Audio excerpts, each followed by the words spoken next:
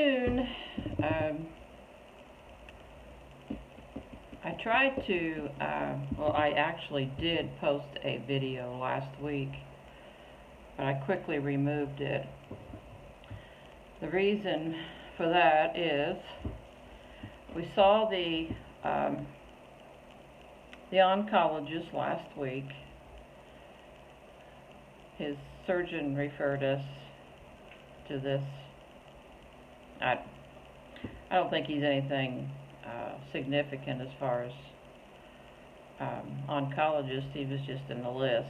So anyway, we saw him and met with him. I would say we had about a 45-minute appointment with him, and he basically promised, now I'm not making this up, basically he promised Clay he could cure this cancer. This cancer that isn't curable, that there has been no success rate beyond 5 years as of now. So Clay was, pretty on board with that. He's like, well, if you can cure it, I'm all for this, So he went into the treatment plan would have been a 21-day cycle with a total of 13 treatments. He would have been able to go to Ocala, which is, what we're close to. So we, listened to that. We just listened to what types of chemo it would be. There would have been 2 different protocols. And then with each one there would be a day, the day before would be a day of hydration, which he would have to go into the clinic and be hydrated, and then do chemo, then come back and be hydrated, and then, finish his cycle that way, off, on, off, on. So he proceeded to then tell us that with this chemo that he was going to prescribe, the side effects were pretty significant, and damage could be very significant. And damage being, since he only has 1 kidney left, he could lose that kidney or end up on dialysis the rest of his life. Another con was it could affect his heart. It could affect he could lose his hearing, completely lose his hearing. I don't know if all oncologists give you all of these facts, or if it's just this one. But we've asked for, all the way through this, we have asked for honesty, be forthright with us, give us everything in this, everything. We don't want anything held back. We don't want any surprises down the line. So, and we're looking at each other. It could also cause blindness. So we're looking, at each other, but he's in the mindset of, yeah, if I can beat this and I can win this fight, and you can cure this cancer for me with this 21-day cycle, he is still like, I want to do this. And so on the way home, we were discussing it, and we really, when we're discussing things like speeding tickets come into play, because we start talking and whoever's driving gets faster and faster and faster. So we decided, let's not talk about this till we get home. So we went home, and I made my video, and the next day he starts showing signs of doubt. So I removed the video, and we discussed it. I have very little voice left. We talk daily, and when I say we talk daily, we talk all down. And my family knows I'm not a talker by nature. I mean, if I have something to say, I'm going to say it. But I'm not just one to sit around and yak, yak, yak, yak, yak. That's not me. So we have talked nonstop. They gave him blood work, or they took blood work, and they said provided his kidney function was good, he would start this past Wednesday. So we had Friday, Saturday, Sunday, and Monday to discuss this, and we did. In between grass cutting, in between trash disposal, vacuuming, laundry, we talked about, in between meals, we talked about this cancer and this chemotherapy. So, I think it was Sunday. I had already spoken with my daughter-in-law and told her that, this was something that JR was going to have to know about. If they were planning on coming down here at any time at all, then he would have to know this, because I didn't want him walking in and seeing Grandpa Clay with a bald head and not knowing why. So I covered that base. And by Sunday, like I said, he was like, I'm not sure I want to do this. And I said, even if he's promised you, he said, nobody can promise me that. He said, you know that. He said, this is what he's supposed to do. He's supposed to reassure you. He's supposed to give you this hope that, no matter what, that cancer's never coming back. And he said, from everything we've been told before this, everything we've researched, every pamphlet they've given us, we've read. Every link they gave us, we went to it. There were 25 different links to this particular cancer. 25. So we went to every one of them. We read them. We had our earbuds in, both of us at nighttime, listening and reading and trying to understand this cancer. Excuse me. So, like I said, by Sunday he was pretty doubtful. And I said, well, you only got tomorrow left to make up your mind, because I said they're calling Tuesday. And so Monday morning, I think I was out doing yard work again, and he came out and he said, I'm not going to do it. I'm not going to do it. He said, I just don't feel good about it.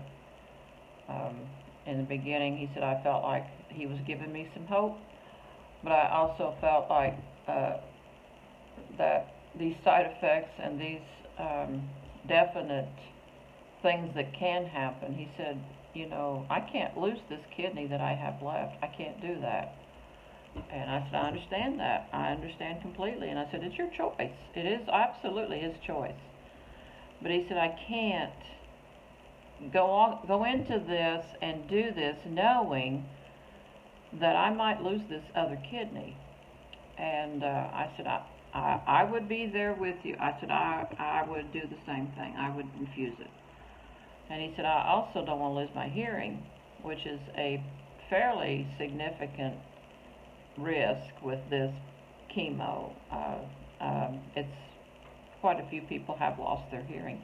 And Clay doesn't have good hearing anyway, so, I mean, I don't need to be walking around low and doing sign language. So, excuse me.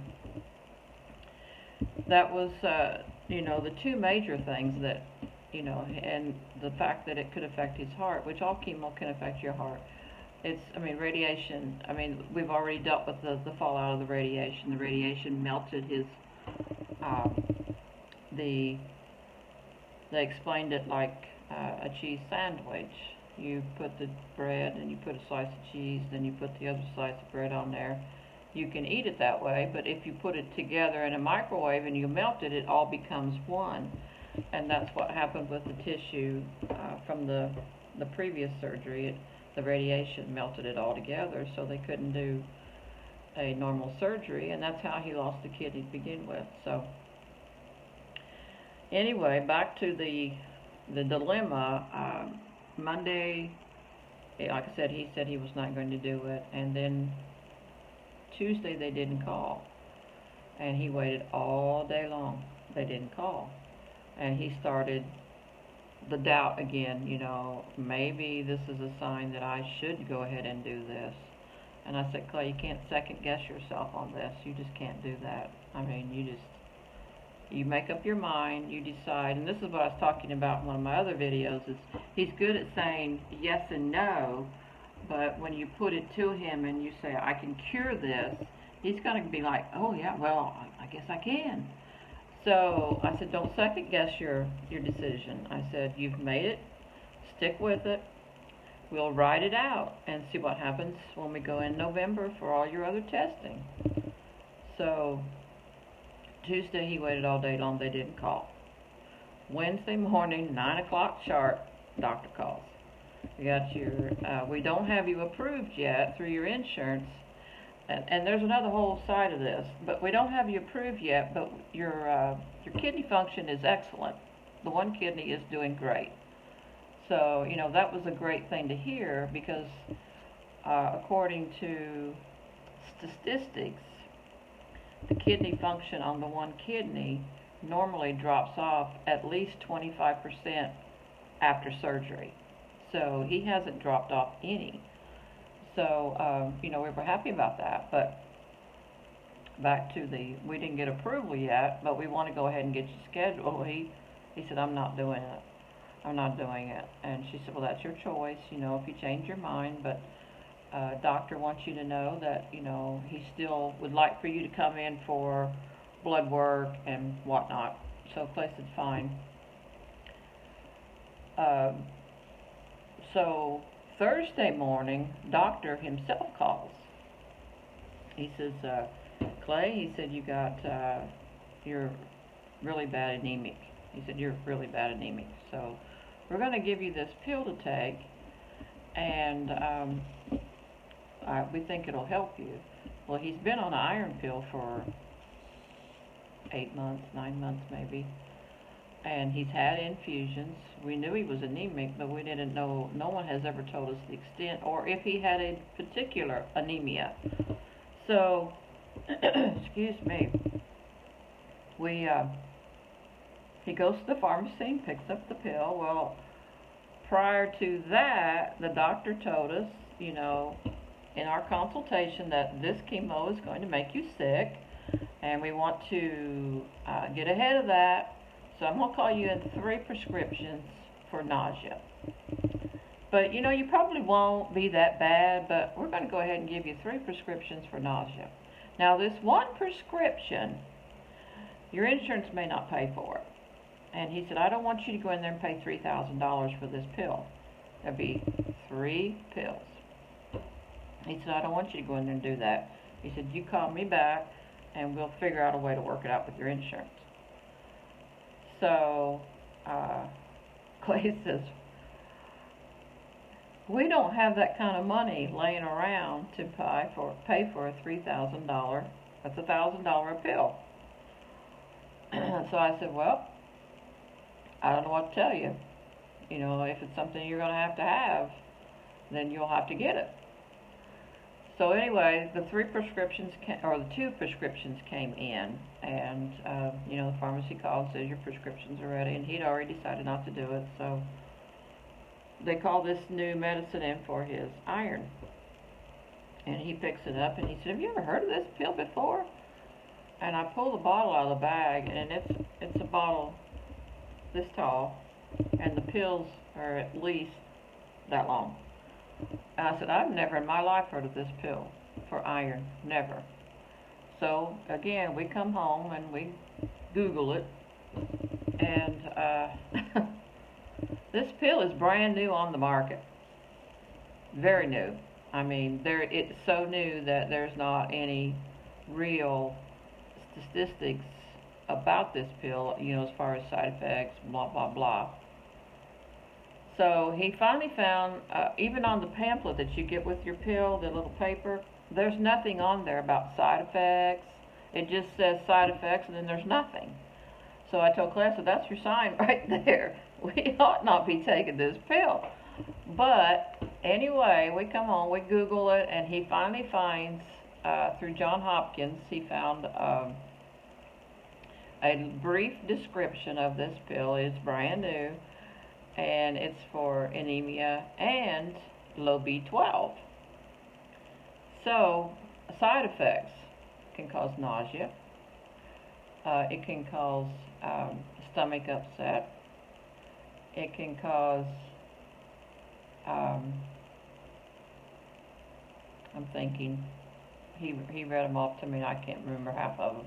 But they're pretty significant side effects. Can cause loss of appetite, um, loss of taste. So it tells me that this drug, it's not been used very much lately, and I am aware of cancer oncologists doing experimental things, and I don't know if this is one of those experiments. If he can't get him with chemo, he's going to get him with vitamins. So it's not actually a prescription; it is a supplement, but it's in prescription. I mean, you can't get it over the counter. So anyway, we started taking those. Today, or yesterday, I get lost my days. Today's Friday. Yesterday, he gets up and he says, I have another problem. And I'm not going into major detail with that, but since the surgery, we knew that he would have complications. Well, the one complication, the surgeon's assistant said she thought it was a hernia related to surgery. We go to the oncologist, and the oncologist says, I think it's just a hematoma and it'll absorb itself. It's a pretty significant bump. I'll put it that way. But anyway, we're riding that one out. He's today gets his last injection of blood thinner, so that's a plus. But anyway, he gets up yesterday and he says, I think I need to go see my urologist, my regular guy. And I said, what's wrong now? And he said, you remember the issue I had when we first moved down here with the cellulitis? I said, yeah. And he said, well, I think it's coming back. And I'm like, oh my Lord, what more can we do? I mean, it's just been one thing after another with this surgery. I mean, he's recovering very well, but it's the little things, he's got sleepless nights, he can't sleep. He's still afraid to move out of the lift bed because he sleeps well, most of the time, but it's not a REM sleep. It's sleep, awake. So he's not resting.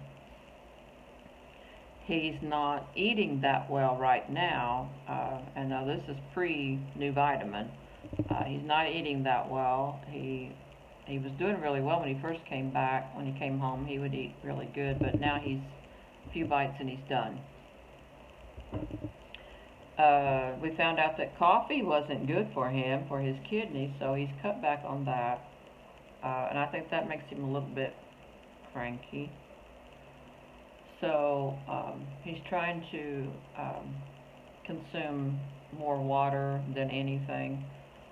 We always have a smoothie in the mid-afternoon. I don't do breakfast, so around 12:30 I make us a smoothie, and he's only drinking half of that. So I don't know what's going on with that. If this is still an effect of the chemo that they flushed him with, if it's nerves or what it is. But he's losing weight, and he shouldn't lose weight. You expect to lose some with surgery, but he's not gaining any back. He's losing more. So I suspect a lot of that is his depression and effects of the surgery and the chemo, and the worry of, is this going to come back? And not only if, but when. So that's about all I got. I mean, he's gone right now to the doctor, and we'll see what this doctor says. I'm sure they'll do blood work and check him over very well. This is the doctor that discovered the TCC, so he likes him very well. But other than that, I think I got it covered.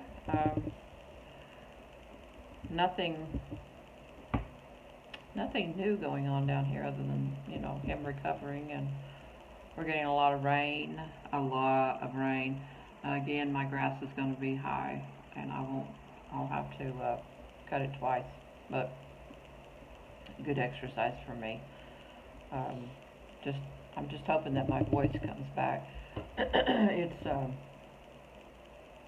a struggle to keep up with him and his talking. It is non-stop, all the time, talking. And I'll have my earbuds in, and you can see them, and he'll start talking, and it's like, what? And he'll say, oh, are you listening to something? What are you listening to now? And I'm like, I'm listening to another cancer video. But you know, we're trying to find the humor in all of this. It's difficult sometimes, but you know, yesterday he looked really, really sick, and you know, I just flat tell him, I said, you don't look good today, Clay. You don't have any color. And he says, Walking Dead. So we really are trying to find the humor in all of this. It's not easy sometimes when you watch him, and he's off in another land. But you know, we're dealing with it as it comes, and we're going to, like I said, we're going to run it to the end. That's all we can do, is run it to the end.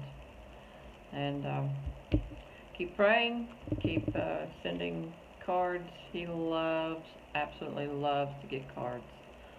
And he'll just, you know, I can't believe this person was thinking about me, and they send me a card, or somebody will call, you know, call him. He loves, sometimes he'll answer the phone, and other times he won't, but 9 times out of 10, he will answer the phone.